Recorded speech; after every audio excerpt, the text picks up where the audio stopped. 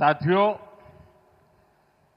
પહેલા તો મારે અહીંના બધા લોકોનો આભાર માનવો છે કે મને વચ્ચેથી બધાને મળીને લાવવાનો કાર્યક્રમ બનાવ્યો.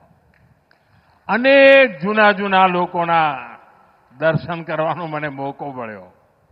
અનેક ચિરપરિચિત ચહેરા, અનેક જૂની વાતો અને મારો દાહોદ જોડે નાતો રાજકારણમાં આવ્યા પછી નથી થયો.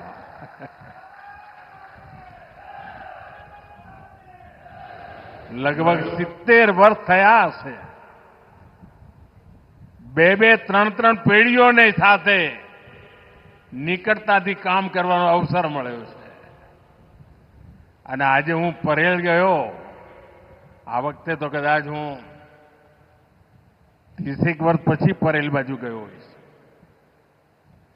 આખું પરેલ બદલાઈ ગયું છે.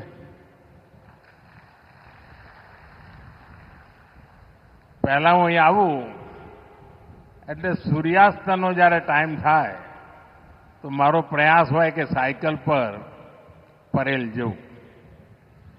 અને વરસાદ થયો હોય અને લીલોતરી થઈ હોય, નાની ટેકરીઓ, ત્યાંથી એક રસ્તો જતો હોય, એવી સાંજ મને આનંદદાયક લાગતી.